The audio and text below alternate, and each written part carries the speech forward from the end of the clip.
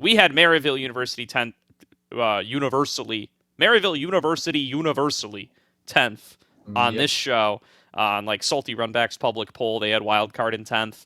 Both of those teams come out with Disrespectful. wins today. Yeah, it's completely disrespectful. I think even Mirage looked a little competitive. I know everybody but me was pretty low on Mirage, and they made some roster changes as well. So, I mean, as long as Lit doesn't kind of live down to the expectations that people have for them, this could be a really competitive league this year.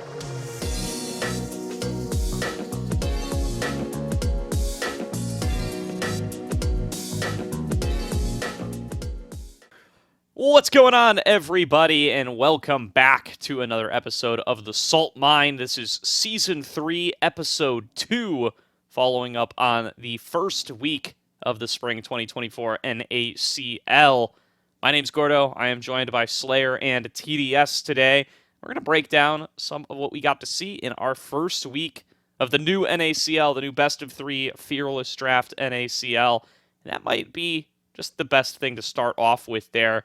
We got a first week of best of threes. We got 4 total matches. We followed up LCS. We had Fearless Draft. We had all of the good fixins that come with the new season. How did you guys feel about how all that felt coming into our first week? I I like the idea of the fearless draft. I still feel like we haven't seen its actual implementation because I feel like there were way too many repetitive picks because one team cannot pick one champion, so they immediately just go to the other side when they went to the second game. So it was kind of tit for tat without the need to actually ban and try and contest certain picks. And I think overall that kind of kills the mood or the idea for the fearless. Hopefully, the longer it goes, it's going to work out better. I maybe when thinking about someone when Quacker played the Darius, right? That was probably the only instance where I actually feel like we saw the value of the Fearless Draft for the enemy team because now they don't need to ban Quacker's Darius. But that's about it. Apart from that, pretty straightforward, I feel like. Yeah, I think my favorite part about it, is, at least, I understand. Like, yeah, it's not gonna have too much effect. We'll see how the meta shifts, right? Because sometimes you get the meta that really pinches pools of champions. But I feel like with season 14, especially now, I think this has worked really well. What's really kind of nullified it is the fact that in a way the items have also been expanded, so you can expand champions in there because there's more builds for certain champions that were handicapped by mythics before. I think my favorite thing about the Fearless draft is that we now really get to see certain players' full champion pools, right? Like last season, it was so fun to talk about how Shochi was willing to play all these crazy picks during normal draft, but now you're going to force certain players to like show that they can play other champions, or they're gonna suffer and they're gonna have issues. The only person that comes to mind is like Ryoma last split. Last year would play a lot like the same type of champion, right? Like the safer control mage champion. And if Ryoma was playing NA still right now and he had to get into multiple best of threes, I could realistically see the strategy of banning out just like the rest of the control mages into a game 3 and really pinching him, and that could really make a team suffer. So I'm curious to see if that will become a thing, and I'm just curious to see more people pull out pocket picks that I don't know about, because obviously all of us here are very aware of Quacker's Darius. As fun as that was, we could see that coming. I just can't wait till there's one of those picks, kind of like the Doxa Yasuo with Arian Senna bot. I didn't see that coming, so that's where I enjoy it most. I think also, just quickly, I feel like also week 1 is probably the place where the safer part of the fearless draft is going to be the most, because obviously it's not only week 1 for NECL, but technically speaking, it was week 1 or week 2 for LEC and week 1 for every other league. So like you kind of don't have a lot of meta development just yet, even if they have played around with it. And we're reaching the second patch just now. So the fact that there's still so much unknowns just because it's the start of the season may impact how Fearless Drive is going to evolve as well. Yeah, I think so. I agree a lot with what Slayer said there, that I wonder if it will expose players with limited champion pools, not just in the fact that you kind of can ban them a little bit more, but also I think it'll make it more obvious as the series go on, right? Like we saw people in week 1 already who were just like Corky, Azir, Orianna were their 3 picks for the series. And, if you get a couple of weeks in and every series this guy plays is Corky, Azir, Orianna, Yeah. you could start to kind of get the vibe that, hey, maybe the pool's not all that deep. Whereas in the past, over the course of 3 weeks, they might have played like 4 games of Azir and 2 games of Orianna, and then it's like not quite as obvious that this guy's got a limited pool. It might just be like, these are meta champions. They were up every game. He picked them every game. You can't read into it that way that you can now. So that'd be interesting. Also, I just did another show about this yesterday, and we talked about Fearless Draft a little bit there, and it was brought up that it doesn't feel all that different. Like, if you just hopped in the stream, you might not even notice that, like, we were going for Fearless Draft. And the beauty of doing 2 of these over 2 days now is that I get to go and, like, have the shower argument where I get to fully flesh out ideas and then bring in more fully fleshed out takes to this show. And I think part of it is that there were, like, no assets and the graphics for Fearless to, like, show what had been disabled from previous games. It's, Yep. You guys know because we've been doing prep in preseason for our amateur leagues, but in both Risen and Aegis Champs, we've been talking about, like, how are we going to show what is already disabled because of Fearless Draft, because those tournaments are moving to a Fearless format as well. And I think we all kind of had a pin in there to just say, let's see what NACL does and see if we could, learn a little bit from what the major quote-unquote league is doing. And turns out they're doing nothing. So, or at least in week 1 they were doing nothing. So maybe that's maybe that's some of the budget cuts hitting. Maybe it'll change in future weeks. Who's to say? But I think that's part of it too, right? Like, it's definitely not super clear to a viewer how this could be affecting draft unless you, like, screenshotted the prior draft and are referencing it on the live stream, which you probably aren't doing. You kind of need the stream to do that for you. So that's my big suggestion to NACL, and my big takeaway for ACL and RCL once those start up is, we really got to communicate to the audience what's disabled because of Fearless and what impact Fearless is having for it to really, I think, feel any different than the traditional formats. Yeah, I mean, I even I remember Whoopley, shout out Whoopley, because I know he's really great about communicating with the scene at our level. He tweeted out something like, do you guys have any questions, or do you guys have anything you'd like to see from the NACL broadcast going forward? And I tweeted, like, literally what you said, Gordo. I was like, is there a way that you could graphically show that certain champions that, like, are chosen a lot by a certain player are off the, like Quacker's picking Kasante? Could you show that's off the board for him because he picked it? And he responded and said they're working on that. So cool. I definitely agree with that take. I mean, like, if I didn't know and were so excited about Fearless Draft, I would have, and just watched the broadcast, I would have just assumed that drafts were getting a little more creative. Yeah. It already, and I think the broadcast already improved day 1 to day 2, or day 1 to day 2. As day 1, like, it didn't seem like they were ready with a lot of the assets. They didn't have, like, cams on the draft and stuff, and then they added those in day 2. They didn't have interviews in day 1 either. They added those in day 2. So I think they were kind of just, I don't know. It just seemed like a little bit of a scramble there to get everything together. Maybe, I don't know. Maybe just related to budgetary stuff. Who's to say? But excited to see where they take it for the rest of the season. It definitely feels a little trimmed down from last year, which, I mean, is true across esports. So excited to see what they make of it. I know they've talked about they're doing some content with the LCS and stuff like that. So should be fun. Should be good to get more folks in NACL. They can.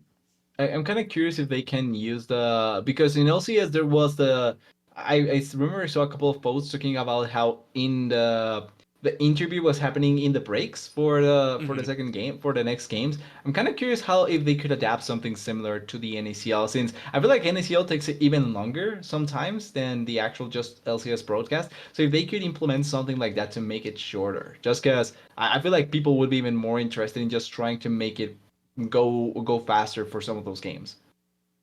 Yeah, that would be super cool as well. I think there's definitely a lot of room to fuss around and see what you can you can make happen. So will be fun to keep an eye on. Will be interesting to see. It's new to everybody, so there's a lot of decisions to be made there. What's also new to everybody is just how few games there are. Like, it's It's crazy to look back. When we did like this equivalent episode last year, we had Oh my 36 God. games in week number 1, Yeah. and now we had 10 games in week 1. 2 teams didn't even play, so it's I going to be a remember we were lot ignoring easier. CLG first and TL first just Oh, because they were so bad. yeah, it's going to be a lot easier, I think, to discuss that now. Before we get into the individual series, I do kind of want to say more broadly, it does feel like we don't really have like a, and maybe this is getting way too optimistic after having just watched 4 series, but off the bat, it feels like we might not have like a really weak team like a CLG First or a TL TL First, CLG Faith, Fly Yeah. Fam, or like what Supernova and Team Fish Taco kind of ended up being last year, where it's like they're so much less likely to win games against middle of the pack or even or higher tier teams. Feels like that might not be the case this year because some of those lowest rated teams, I think, all kind of came out of the gate swinging, right? Like Maryville, of course, made some big roster changes. They come in with a win in week 1. Cincinnati Fear come out with a win in week 1 in what is a relatively close series. Wildcard comes out with a big win. Despite that, I think public opinion had Yeah. Wildcard 10th, right? Despite we had Maryville University 10th, Maryville University universally 10th on Yep. this show. On like Salty Runback's public poll, they had Wildcard in 10th. Both of those teams come out with Disrespectful. wins today. Yeah, it's completely disrespectful. I think even Mirage looked a little competitive. I know everybody but me was pretty low on Mirage, and they made some roster changes as well. So, I mean, as long as Lit doesn't kind of live down to the expectations that people have for them, this could be a really competitive league this year. Yeah. Overall, I think it has a lot of promise. Particularly, I think the thing that stands out to me to make that difference is the fact that there is no more BO2s, right? Because last year, and particularly in summer, one of the big things that impacted teams like Supernova or Team Fish Taco, right, was the fact that they could go 1-1 with the upper teams, right? Like, it's not like they could lose out on a series and it would be that bad. If they tied with TFT with FlyQuest or with TLC, that was a win in and of itself. Now they actually have to win the series, and I think that makes a big difference considering who could be the lower rated teams. Also, now the fact that teams kind of, I feel like the rosters, how they went for the rosters, ended up being more balanced out because of how some of the players ended up going, right? The fact that we had the luck that even though there was talent that could have gone higher, they still stuck around for some of the rosters to be strong enough, and they took the chances in really good amateur talent that was down there. So I feel like the mix ended up being quite nice overall. And then Maryville, which was the surprise. I honestly feel like if I knew their roster before actually putting them 10th, I wouldn't have put them 10th. Agree. Because, like, nothing Yeah. against some of their players, but UG and Spyrax are, in my eyes, upgrades over Getback and Odd Orange. So I think those two already make a big, big difference. And then you can make arguments Scary Jerry and Psycho all you want, but they took two of the best parts from their previous year, which were Niles and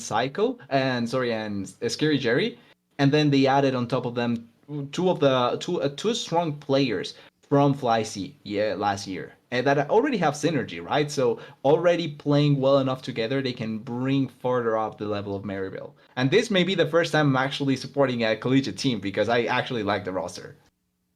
It's also important that it's Spyrax in mid because it was about to be Spyrax at top, and I know I made the point last episode that I know Gordo pulled out the like one technicality of a top or a mid laner, especially to top, that like worked out kinda, but it doesn't ever really happen because it doesn't ever go well. So yeah, but to go back to that one point, TDS, another reason why I really like that it's not BO2s anymore is because we had some situations, especially towards the bottom of the standings, where it's like, okay, like AOE and TFT, they always split their series 1-1.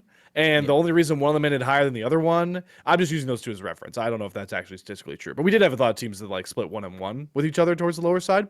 And then we got to the end of the year, it's like, oh, well, in reality, this team's getting relegated not because they were worse than the team that was above them, but because they won some games, they won a couple more games and maybe tied a couple more games against higher teams than the other guy did. And while that is a fair margin, like if you do beat the better teams more often than a team that's closer to you, you do deserve to be higher. But I just prefer the more straightforward approach of, if I beat this team, I should be higher than this team in the standings. And that's something that we will always be on now going forward, hopefully, with the BO3s. Yeah. I do want to say on the subject of like tying or winning individual games and that mattering, I do still think going 1-2 versus going 0-2 will still matter a lot, because tiebreakers are on game win percentage, not necessarily on head-to-head record. And because I think it's on game win percentage before it's on head-to-head record. Good. I looked this up in the rule book, and it's how LCK and LPL. yeah, and LPL given that right? it's given that it's single round robin too, so you're only going to play 9 matches, you're going to tie on match record a lot more often. So we're going to get people tying in match record, right? Like there's going to be multiple teams that are 3-4, 4-3. Like there's going to be a lot of. That doesn't add up to 9. 5-4, 4-5. There we go. There's going to be a lot of teams. I'm thinking of LCS because LCS is 8 teams now. Yeah, there's going to be a lot of teams that are 4-5, 5-4, like probably a couple of 6-3s. Like there's going to be a lot of repeating records. Very unlikely that the 10 teams all get 10 unique records. So there's definitely going to be ties, and when you get those ties, your game win percentage is going to be what matters. So going 1-2 instead of going 0-2 is actually huge. Yep. I think they bodied the format. I think this is I just think this should be the format for the rest of NACL's existence, personally. I mean, it's a good format. Is that a hot take through 1 week? Maybe. I like it overall. I don't really Yeah. Yeah, I agree. I think it's a good format. People are going to complain that they want more stage games, I think, probably, than single round robin, but screw it. I think it's a good format. I think it's entertaining. It lets you get enough NACL into the weekend. It's the best and of the competition. Eight teams make playoffs, so you still got best of 5s and stuff. And it's a double elim playoff at that. There's a lot. You're going to get 2 best of 5s as long as you're not a bottom 2 team. And if you're a bottom 2 team, you're going to get 2 best of 5s over in that promotion tournament. So everybody's getting some best of 5s in there one way or the other. Yeah. It works out. As long as that works out, I feel like for the teams that should be good enough. And there's still quite a bit of time before they actually end up going into the BO5s. We're also just saying, I feel like that's where we actually see the beauty of Fearless Draft, much more so than 3 games. 5 actually just amplifies that even more. So that is going to be even funner. For sure. There are going to be some players in those best of 5s that are going to get exposed with their champ pools, and that's going to completely change their career. And if we're being realistic, it's deserved, because if you want to be the best of the best at the higher level, you're gonna have to play best of 5s that test your champ pool. Yeah, we're gonna get some messy best of 5s though. Like we're gonna get to game 4s and game 5s where people are like, I don't know what to play anymore, and just give me anything, any mid lane. That's it. Yeah. We go for that, and they end up winning. We'll see. I might revisit my opinions on Fearless Draft based on how those best of 5s look, but that's fair. We'll stay tuned. Yeah, I think it was. I mean, it was Alorum who said a couple weeks ago when we had him on that you could see a world where you get late into the series and it just becomes about drafting a comp that works, like just finding a way to build a composition that makes any sense at all. And some teams might fail that test, so we'll see how they're able to do. But with that said, let's talk about our series. We got 4 series to chat about. Should be no issue to get through all of them on today's show, and maybe look towards next week just a little bit as well. First up for the weekend was Fly Challengers versus Disguise. That was kind of the big hype matchup that everybody was excited for after week 1 of LCS, or day 1 of LCS. And it ended up being a pretty solid 2-0 for Fly Challengers. Feels like probably the least exciting of the 4 series, but definitely still worth a conversation. I think it was a lot more one-sided for Fly Challengers than I think a lot of people would have thought. Agree. I was expecting this to go the whole way. I was expecting more fight from these guys. I still thought that FLYC was going to be the better team, but like that was a bigger margin than I was expecting. And obviously there's more than this guy did this in the previous split, right? They took more time to ramp up before they actually became the champions. Obviously different players, but the idea was working towards it. That being said, I think FLYC looked really, really strong. I liked how their parts combined.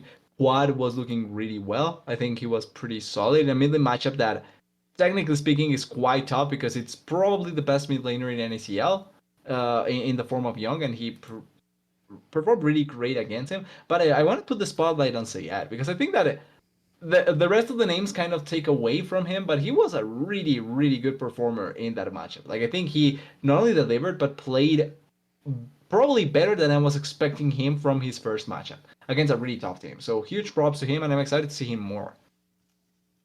Yeah, I was to do the obvious analysis from Slayer here. Sajed certainly benefited from the fact that I think Chime had an outstanding performance as well. I think Chime looked like the much better support. He grabbed the first blood of the game, and he honestly looked like he was on autopilot on Nautilus. So he just looked really solid the entire time. That game one especially. It can be easier to play engaged supports because positioning isn't necessarily the biggest deal compared to an enchanter, which will be interesting to follow, especially because I think on 14.2, certain enchanters, Karma, are going to be really high prio, so we'll figure out which support players can play Karma. But I was really impressed with Chime. I also back up. Quad was just. Yeah, I don't know how he survived that Yone matchup and came out on top so well. He also was just constantly looking for those really good engaged setups on Yone from like over the wall. He was going like over the wall with his clone form and just fate sealing under turret to set up the rest of his team to dive in. And that's like obviously that's what you expect Yone players to do, but it's his first game. He just came over to America, and the fact that he has the confidence to like still go for these plays as like kind of like the newer guy around this team. It just shows me he already has that confidence. And like we talked about last episode, we've seen a lot of import Koreans come in and not have that confidence and look terrible and being pushed out of not only the NACL, but the LCS. Yeah. And I think that's an important difference or divide to make, right? The fact that he came in for LCS. And technically speaking, he was demoted to an ACL, but still trying to show himself. I feel like it's quite important. He's not a rookie in any form because he has played quite a lot in the LCK, and he also played in the LCS. But I feel like that would demotivate a lot of players, even just normal LCS players. Going from here to here demotivates you, right? So the fact that he was able to, at the very least, perform really well in that first series is something to look forward to in the future. And if he can keep on performing to that level, maybe one of the first mid laners to look into promotion when teams get desperate. Yeah, I think that's actually a great point. That's something I kind of wanted to bring up. Is I do think the broader NACL community, Twitter discourse, all this kind of stuff, is a little guilty of kind of painting Roamer and Quad with the same brush a little bit because they're so narratively similar, right? They're both coming in to these LCS affiliate challenger teams. They're both Koreans, obviously. They both spent a lot of time in LCK-CL. They're both backing up North American mid laners above them who are at risk of losing their positions because those teams are holding open import slots in case they want to call these guys up. They're in such similar positions that I think it was very easy for a lot of us, and I'm definitely included in this when I wasn't watching too much footage, of just kind of painting them with the same brush and going like, yeah, these guys are in a pretty similar class. But I think if you dig in a little bit more, that's really not the case with these two guys. Like Roamer is a guy who spent 3 years in challengers and never stood out enough to get that call up to get a shot at LCK, whereas Quad has gone up and down a couple of times. And at the end of the day, if people who don't know, by the way, Quad used to be known as Solka, if that means anything, if that's an LCK name that means anything to you. So over the course of his career, I mean, Quad has got 87 LCK games. He's played a lot of LCK. He's played more LCK games than people that we would consider LCS veterans have played LCS games. Technically speaking, as long as you play 1 year of LCK, you're closer to that than any LCS pro. Exactly, yeah. And he's played multiple years of, at least multiple splits of LCK. He's played. Yeah. He's gotten whole splits before, or at least solid chunks of splits. He's gotten dozens of games on quite a few different teams, and hasn't quite really been able to put it together, but definitely, I think, deserves that recognition for being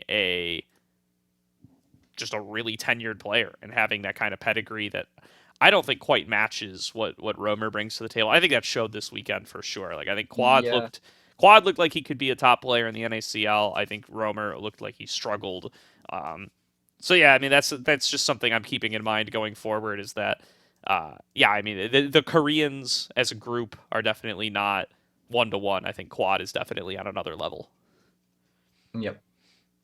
I think it's also important to mention that I know the teams are similar for like the fact that Team Liquid's LCS team has an open import slot. FlyQuest also has an open import slot. I think where it differs though is the fact that Jensen versus APA is a very interesting and different conversation, especially if Yeah. you're taking the narratives around the LCS right now. I think LCS fans and some LCS teams have now started to actually adopt the moniker of we're going to start believing in our talent that is built here.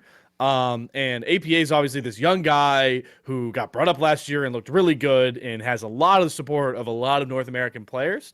So I think in a weird way, he kind of has a bit more of a leash with TL than I would expect Jensen would with FlyQuest.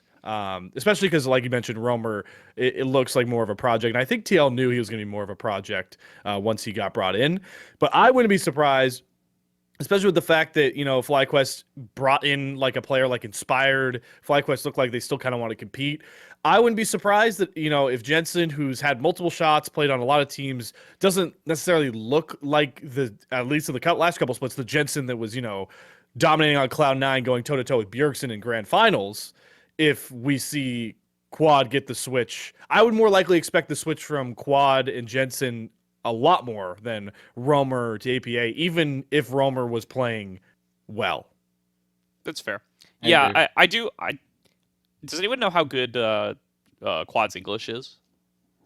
I don't know. I don't know either. Don't think. Yeah, I don't think like comparable to other players. As far as I know, just looking at how people have talked about Quad, I don't think he's proficient in English. Like compared to like just one-to-ones to all the other Koreans that have come, right? The best I feel like so far has been Umti's like kind of It's perception because is pretty fluent in Yeah. English as far as Yeah. we know.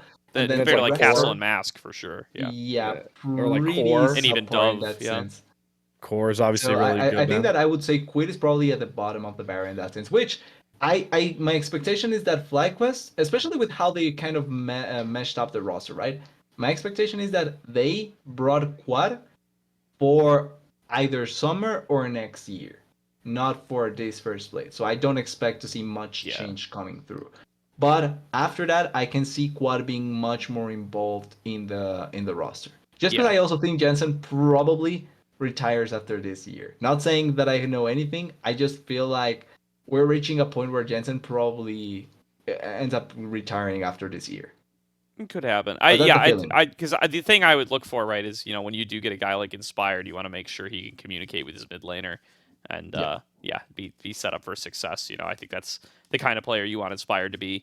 So yeah, I think I would be concerned about giving, especially because he's played with Impact, but Impact's English was excellent at that point. English Impact had been in America for 10 years by the time Inspired played with him. So Inspired's never really played with a Korean import before.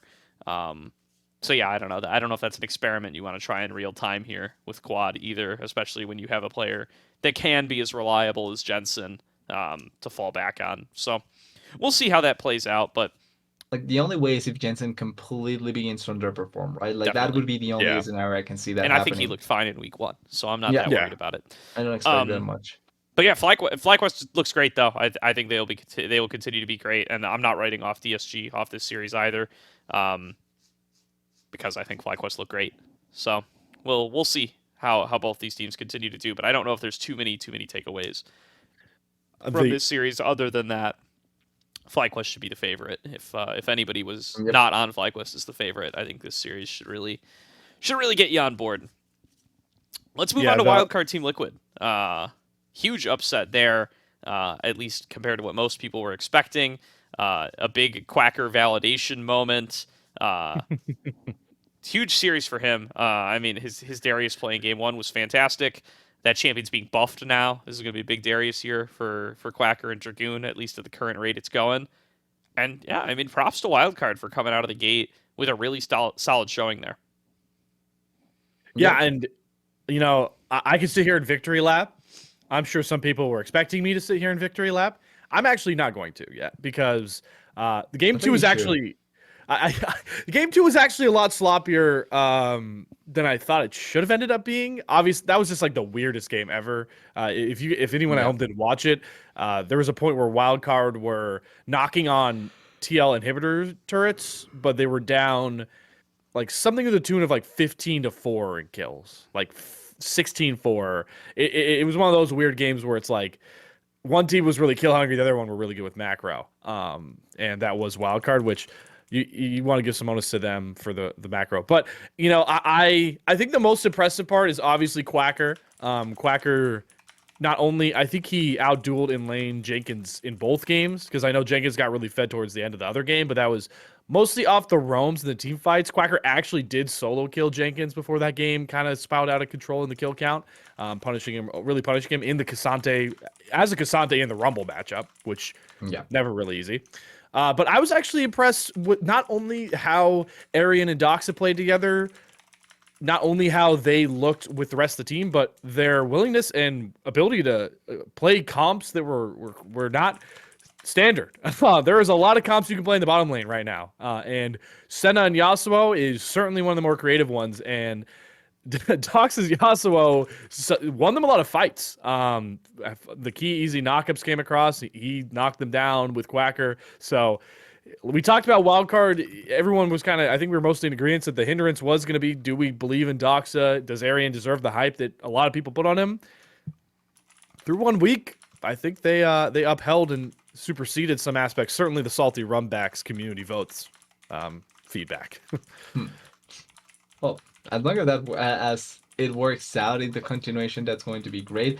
I like I was saying, this is probably one of the first times I've liked the roster from Maryville, and I think it has a lot of potential, especially looking with the mid lane jungle duo, because I think that they are really, really strong. And then Doxa brings up the fact that I think he has essentially played almost every role in competitive, kind of, to a certain degree. So like he brings a lot of variety that not a lot of other players can bring. Like he's played top lane, he's played mid lane, he's played now support. I think he's played AD carry for one team as well. So like he has a lot of input that he can bring to a role that variety can be a great thing, especially if you do get counter picks. Now, looking on the other side with TLC, because I feel like there's not a lot of things that I can say from Wildcard from Maryville, because I think from Wildcard, sorry, that I think they can be really, really strong from. So I feel like the Quacker already kind of impressed, and the rest of the members are special shoutouts to bring forward, particularly Darkwings. Also, yeah, just quickly, Darkwings. Last year was great. This year is staying great. I just want to keep that going because I feel like he's one of the most underappreciated players in the Yes. NACL. Like he doesn't get enough shoutouts, and every team he's been on, he's been consistently good. I don't remember one team where he was that you could say he was a straight weakling or he made the team worse with the team. Like he's a great player, and I feel like he deserves more attention as a mid laner. But then on the other side with TLC, the counterpart is where I'm worried at. Like Roamer, and Gordo mentioned this. Roamer has been or was a stock 3 years in the Challengers League, and he was in Hanwha Live, so he had chances to actually go up. Like Seka was brought in last year. Before that, there were plenty of chances, I would say, for Hanwha Live to actually had a replace in the mid lane. So and other rosters also were looking for mid laners. Like LCK had the top 4, and then the rest were interchangeable in my eyes. Yeah, he was on Brion for a little bit too, like when Brion Yeah. There was Lava in Brion and Carries, which Carries is not a bad player, but he hasn't been super impressive. So like there were opportunities for Roamer to actually find a move up there into the LCK, and you can see now that players that played against Roamer now are actually in the LCK, like Bulldog or what is the name of the mid laner from Nongshim? I'm blanking on him, but he's recently he was recently Fiesta? No, it's not Fiesta. Sorry, I'm yeah, you're Yeah. I'm gonna look Fiesta? for the LCK rosters. No, Fiesta was last year, but it's not. It's the They have Call Me now, right? Yeah, Call Me. Call Me was also Or like down there, and he Closer was brought too up. would be in that category as well, right? They have Closer Yeah, and so LCK. there's multiple mid laners that played against Roamer that have gone up, and he hasn't. So already there, I'm kind of worried about where I can put Romer into that category. And I think that he wasn't any really impressive against Darkwings, and he kind of didn't have any sort of impact that you can find. Like that's the contrast when looking at the Quid and Romer argument, right? Like Quid not only had the experience of being actually in the LCK, but his level of play was more aggressive, more proactive, more willing to make things happen, and also had a pool that I can get behind, at the very least with those first games. Romer doesn't feel like that at this point. Obviously, it's first game, week 1, but I'm scared that this was just bring a Korean for the sake of bring a Korean and not so much of bring someone that I can actually get behind. Not similar to what happened with Arthur, right? Arthur was, at the very least, he was a world's close to a world's caliber jungler since he actually went there, he performed, and he was battling it out with I think it was against Pioshik at the moment when he was in the RX, or yeah, well, in the RX before they actually won Worlds to actually contest, or actually Hawa, maybe it was actually Hawa. So yeah, he was in one of those rosters. Yeah, it was probably Yuhan. So in no Pioshik, Yuhan. So there was contest actually for him to be the starter in any team, not like Romer, and that's where I'm worried at. Yeah, I definitely see that, and yeah, it definitely feels like they're having some potential comm issues as well. I definitely think a lot of TL throwing that game number 2 comes down to Romer not being able to get TPs off, and we don't have comms, so hard to tell. Maybe somebody needs to throw down a ward and nobody's doing it, but he ends up having to teleport pretty far away, both when Wildcard is sneaking Baron and at that top fight where the gold leans ends up actually swinging. So definitely costs TL quite a bit there, with Romer getting stuck in bot lane and not being able to get to the fights in time. And yeah, I mean, just a rough showing, rough week 1 for them. I don't have a lot of doubt about them being able to get it together. I assume Spawn will still be involved from up top. I think Mash is a good coach in his own right, so I think they should be able to get it together. But yeah, rough week 1. That's what happens when you play with your coach as AD carry. Yeah, that can be weird. To sneak the joke somewhere. Spawn and Spawn. When Spawn comes down to coach Spawn, I think Spawn will perform a lot better. But then you got to wonder, is that going to affect Spawn's performance with the main squad? I also 1-1. Yeah, I also want to give some. I want to give Keel. I think Keel is struggling to adapt to the likely comm issue with Romer, because I know that a couple of those dives looked really sus. They had one good one. I think it might have been for First Blood in game 2 when they got Darkwings. But outside of that, there was a wacky dive that only got bailed out because Jenkins was first row bot and he was able to trade 2 kills out. But if he wasn't there, then Keel was just dead in enemy jungle. And yeah, I think a lot of it can be written out by comm issues. I know Joshi also was mentioning in game number 2 that Kim Down didn't look like the Kim Down he saw from last split. He said that on broadcast, so Kim Down looked a little rusty. I think I'm going to treat TLC the same way that we treated DSG last year with their start. I mean, until I see multiple bad losses, and potentially up against some of these other rosters we put a lot lower, then we can have that conversation. But I'm willing to say growing pains for week 1. I think that's fair. Yep.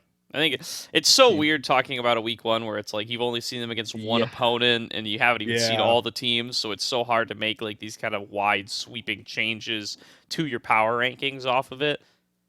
So I think a lot of these teams we're going to end up having to say, well, you're going to have to see. But interesting. I don't have to say that about Wildcard. I don't have to. I think, I think Wildcard looked good too. Makes it quite the race for 10th, to be honest, with Wildcard looking good and Maryville looking good. Hope that Lit looks good, and then it's got a lot of potential to be a really close competition. Would be hilarious for a team like TL to potentially face relegation. I don't think that'll happen, but can they not? Is Slayer muted for me? Or yeah, I lost Slayer's audio as well. Yeah. Uh-oh. Did that fix it? Yeah, I can hear you now. It looks like Discord bug. I was gonna say. I remember when they had a bunch of challengers teams affiliated with LCS orgs, they couldn't relegate the LCS affiliated ones. I don't know if that rule still holds. I don't believe it does. It doesn't. No, now that it's 10 teams again, the LCS teams can be relegated. Okay. Yeah. Yeah, but the bad part about that is that 9 out of 10 times Yeah, I think that's probably a means they net are bad out. for the league if TL gets relegated, but Yeah. Yeah. that'd be wild.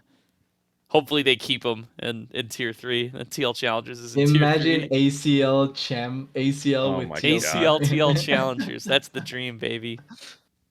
All right. Yeah, definitely getting way too far ahead of ourselves there. I think TL will turn it around. Yeah. Yeah, Let's talk probably. about some of the closer series. Fear versus Mirage Alliance.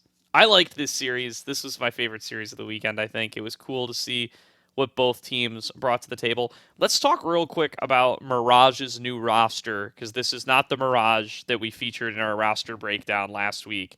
This is a different Mirage with 2 players in different positions and 1 entirely different player. So they've changed in 3 roles, arguably. So it's now Will in the jungle, and it is now Prismal at AD, and now Dardoch at support. So some big swap ups there. Is this a better team than the one that qualified? Rank your 3 Mirage Alliance teams. Um, So that's I a have quality one. question. Yeah. I have one that I would have ranked the top among them if they just, and I made a tweet about it, right? Like I would have kept this roster, changed Prismal for I'm blanking on his name now, Scooped. but Scooped. for Scooped, and I think that roster is better. Hmm. Like I don't know why they got rid of Scooped. In all honesty, I feel like Well, he's like yeah, bad for Prismal, but I would take him over Prismal right now. yeah, I think I'm with TDS. I don't think this is one. Also, partially because I still believe in the camp that Dardoch isn't the best at positioning on support, and it gets exposed when he plays enchanters. It gets kind of bailed out when he was on tank duty. And I know for a lot of the promotion tournaments metas, it was just all that was when like Rel was like B1ing and like Nautilus Yep. was really good. Rel Nautilus and Alistar Yeah. as the And counter. yeah, and then Alistar and like Braum was sometimes a counter too. So like that was like Dardoch could get kind of a pass being mispositioned because before he could be like, oh, I've got out of position, but look, I caught one. And he won't die as quickly. But now if we start shifting into Enchanter meta, which are Karma's obviously going to be a big player going forward. I think Dardoch will have some issues. So I would like him better at jungle. And then like you mentioned, I would rather have Scoop than Prismal at AD. So I guess I'd put this. I might put this 3 because Chad looks really good, and he was on the promotion team. So Yeah. I think the promotion Big team is revenge probably their game for best Chad here, iteration. by the way. So yeah, true. And he looked good. He did. looked. He had a really Well, good game 3, correct? I think. Chad has always been he's like probably one of the junglers that also doesn't get enough respect, and he's been really good every time he's on NACL. So like Mm. probably a bit more attention should be put into him. I think that in that same vein, I think Will and Chad are much closer than maybe others put credit. Like I think Will is not an upgrade, but he's definitely not a downgrade either. Like he's a really good side grade for the team. I think the issue really is what happened down there in the bot lane, and then I'm not a particular fan of their mid lane change. Like I don't know what they didn't stock with Satsi, in all honesty. Hmm. I think Satsi was one of their main reasons for going up. And RJS, to me, doesn't bring that much bigger value than what Satsi was giving them. And I think Satsi has more upside. RJS is a player I'm kind of wondering about the depth now too, because he is one of those guys who like played Azir, Corki, Orianna, and in the first 3 Yeah, games, he and that did. is kind of what I think of RJS as a player. I really do think of those control mages.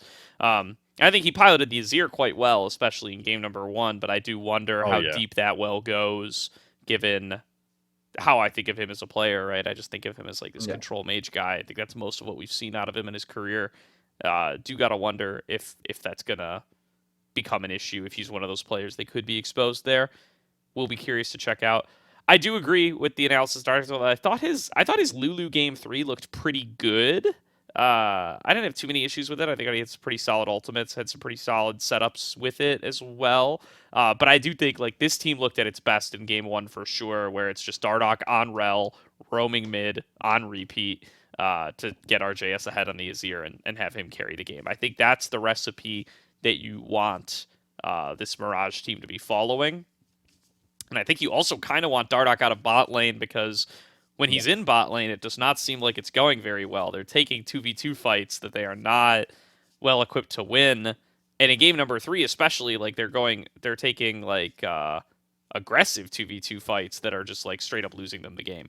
So I think that comes with the difference of Prismal and Neo, right? Like I think Neo is a better player than Prismal.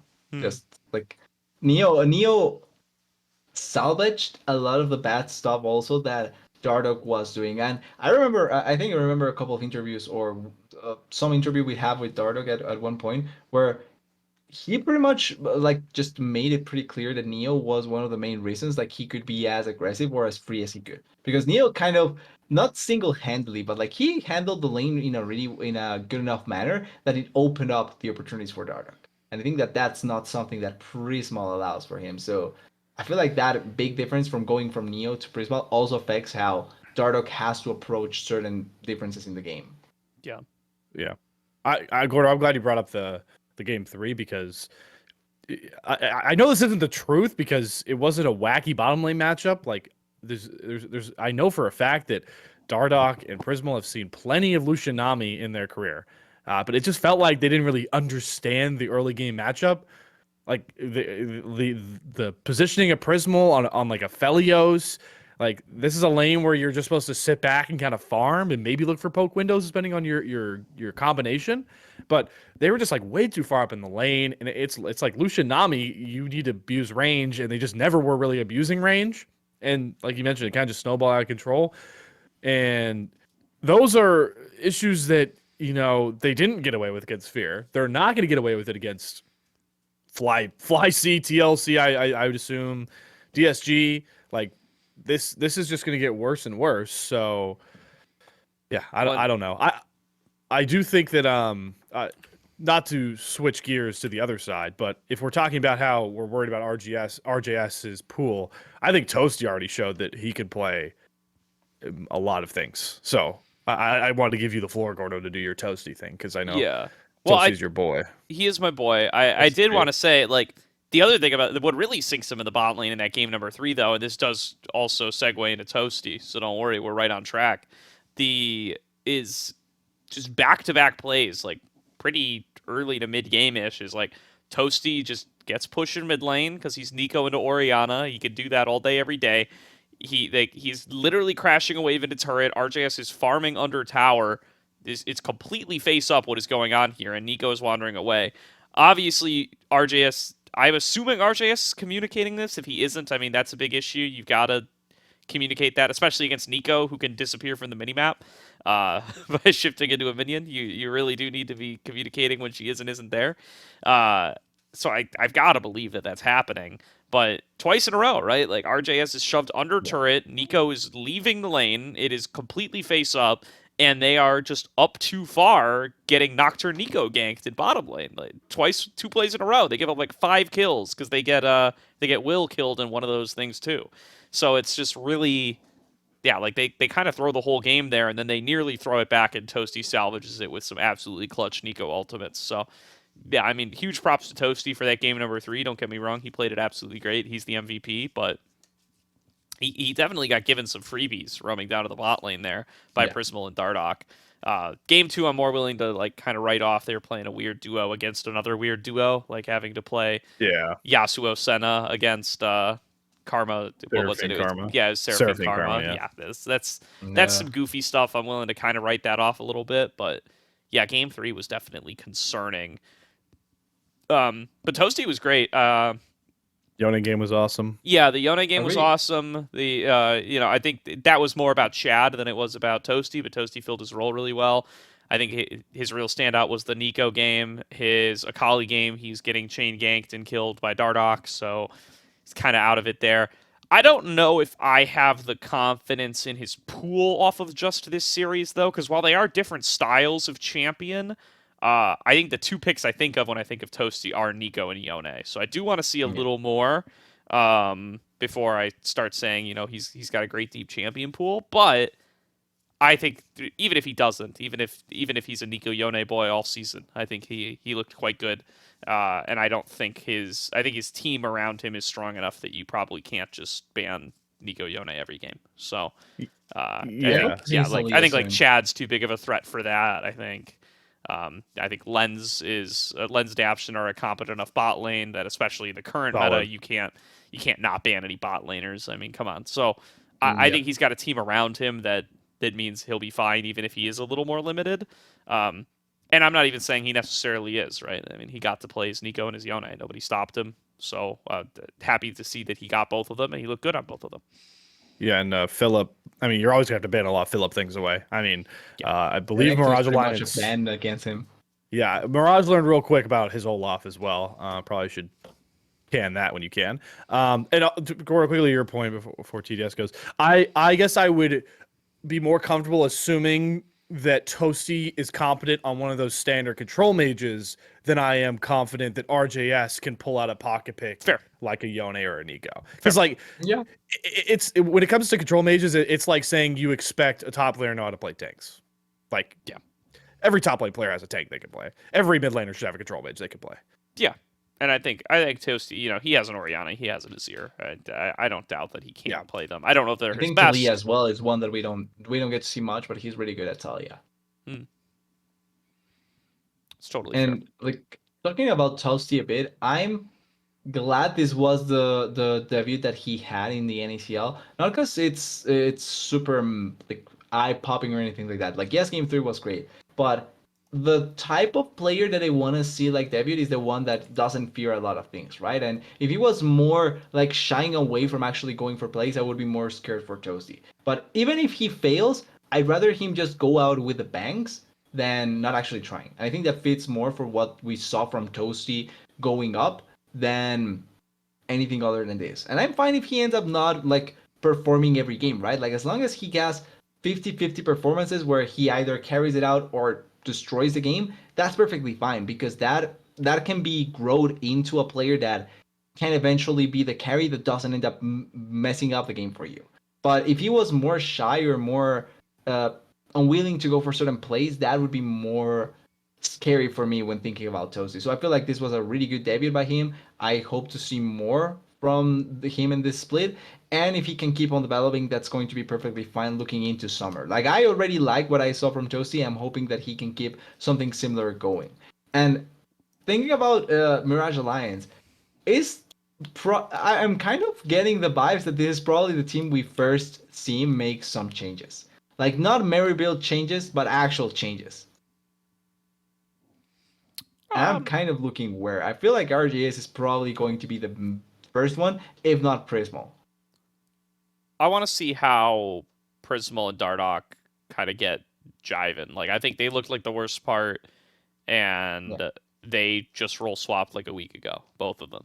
So I'm willing to give them a little more time and see what they can put together. But I agree, the bot lane's looking rough. Mm-hmm. All right. Well, let's get into our last game. Looks like we're going to keep it at just about an hour here. Maryville University versus AOE, a 2-1 win for Maryville. And this is another new roster that we didn't get to talk about last week. Maryville come out with 3 changes of their own, keeping only Scary Jerry and Zyko in the bottom lane, bringing back Niles in the top as he is going to grad school at Maryville. So that's Clerky's little workaround there. And then starting Yuji and Spyrax, the longtime jungle mid duo of Fly Challengers. And I agree with what TDS kind of referenced earlier. That makes this like a real NACL team, and I would not have put them 10th if this had been like labeled as the starting roster. Nope. Also, a quick thing, just before I forget, like, I was mentioning these changes in the wildcard thingy. I got kind of mixed up there, but now I realize it was Maryville over here, not wildcard before. You caught I was gonna correct you, but then you caught yourself after your. I realized later. I was trying to let it pass, but I made the mistake there. It's fine. I can keep my thoughts kind of short and brief here, because honestly, the only takeaway that I really had was that man, thank God Yuji has actually gets to play, because he was far and away the best player of this series. I mean, that Viego game alone was disgusting. The man was like 9-0-2. So I think Spyrax played very well as well. Onak kind of got him in the second game with some more help from jungle, but I mean, this was just the blanket example of why Spyrax should be mid and why UG should have been playing. Here you go. Yeah, for sure. I think the two sides of the coin here, as somebody who was really into this AoE roster, I was pretty disappointed in how the bot lane performed, Yeah. especially. Like, Yeah. I think it did not look great for Wixie and Breezy, and this is a bot lane duo that I had a lot of hope for to potentially be standing out as one of the top bot lanes, and I didn't really have Scary Jerry Zyko pegged that highly. I do think Scary Jerry and Zyko look good. Like, I think They did in they game played one, together for quite sure. well. I think, yeah, Zyko's Renata in game number 1 was nuts. Scary Jerry syncs up with Spyrax for a pretty sick MF combo in game number 3 that really gets the UG ball rolling as well. That was really, really smart, by the way. The The combo in MF game pick, 3 yeah, I was thought it was a really great well MF played. pick. I actually, like, I was doubting it, but then the longer the game went, like, the way that they actually set up for the MF to get max value with the ultimates was really, really good. Like, I thought there was a slight opportunity window where AoE could win the game, but it was so quickly shut down by Maribel that after that it was impossible. Yeah. I think, like, game number 2 at least showed us that, like, some things never change, right? Like, there, Onak can still play Oriana and carry a game. Yep. And Niles will still pick Gnar when it doesn't belong and Yeah. lose the game and get solo killed Yeah. by Samudo's Aatrox. Like, some things will never change. Those are two of them.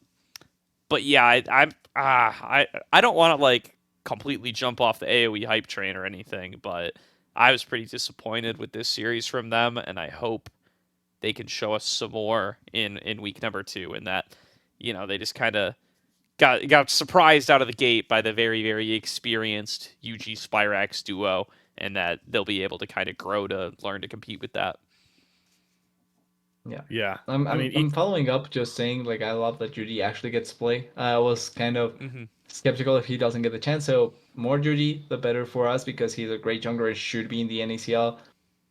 Has a lot of prospect and upside for future as well, so hopefully we keep more opportunities for him. And then I'm like, for Maribel, the only other thing I'm thinking is, if Niles ends up like going, what are they going to look for after that? But like, they still have at the very least some more time before like having to make that sort of decision. You just The mean rest of like the who's roster looks going really to be the nice. next Berryville top laner after Niles is Yeah, gone? Yeah, I was waiting to see who was actually going to be, but like, they have PCL on the bench, but yeah, My good lord. PCL's okay. ancient. Well, but actually, with the way that collegiate has been moving around, like, they probably snatch up someone from from tier 3 into their university, and that way they actually get like Yeah. a top laner in some way. Like, So who's that's Very fine. good sell. Yeah, for sure. who's coming of age? Shockey has got to be just graduating high school Shockey. this year, I think. If they want to get Yeah. a rookie, or you know, yeah, Diesel. I agree with TDS though. Like, Maryville has that kind of pull where like anybody, if you're a top laner and you're kind of, you know, in between stages of your life and you're not getting a starting spot on a tier 2 team, going to Maryville Well, is as pretty long as they stay solid. in NACL, like it brings even Yeah, more pool, right? it's So a really, that's because still it's like, fine. you know, imagine like Bradley comes back and he doesn't find a tier 2 team for whatever reason. He could go to Maryville. Imagine Yeah. Bradley comes back and steals somebody currently in tier 2's job. Now that guy's out. Could go to Maryville. Licorice or Revenge could go to Maryville. Revenge doesn't need to. Revenge has got undergrad done already. He's gonna be a doctor. It would be licorice, right? But that would Licorice be could if he wanted to. I'm just saying that would be so cute, interesting to see. But like, yeah, there's a lot of opportunities for any player that wants to Yeah. go for Other the guys, like, collegiate there's guys draft. like lurking around too. Lunacia, who knows what he's doing? Yeah. Concept. You know, there's guys that were at Oh, the tier yeah. 2 level and now aren't here and aren't in OQs either. Could always go to, you know, Maryville has quite a lot of pull. I don't think they'll have any trouble recruiting. And the other option, there's also the option like Orders out there. Hoarder. yeah, or bring up an international player that wants to just do college. That also is an option. True. They'd be a perfect spot to bring. It's the wrong lane, but if they were having this issue mid, I would just be screaming off for Akashia. That was the Ole scholarship. Miss move. Yeah. Ole Miss is running straight now, who was Yeah, at Worlds LLA. or at MSI for LLA 2 years ago. Yep. as a support. Yeah, and he's actually like like OQ wise, I don't think that he performed to the level that I was expecting, but he's a good top laner. So that's a move that I can see from other NA colleges trying to look for other players. And that's also one thing that I'm expecting to see more commonly happen because LA is kind of so yeah, I'm expecting to see something similar soon with other players. Yeah, But LLA has this top laner that used to be really hyped. His name's Summit. He could Yeah. he could come to Marathon. they could. Well, he plays pretty similar to Niall, so like it would be a natural transition. True. But to kind of wrap us back, yeah, AOE, like even in game number 2, like just like the weirdest decision made. Like they were so addicted to diving bot, and I don't like. Scary Jerry got back in the game because he got 2 kills, and the kills he got were on Rose Thorn in enemy jungle. Looking because for a really weird dive. Yeah, I remember the one that you're talking about. Yeah, after Zyko's like, Surrender. all right, Wixie, I'm gonna take up 2 tower shots, then you ult me out, all right? And Scary Jerry wasn't even like near. He was like 70% HP. Like what? Like, you had wave coming, and then Rose Thorn's just like he takes 2 tower shots to the ball. It's like I'm out of here, and then Rose Thorn's just like, Yep. What the shit? All right, I guess I'm just dead. And then the other one was Zamudo teleporting down, and then he dies under turret to Scary Jerry after they try and 4-man down there.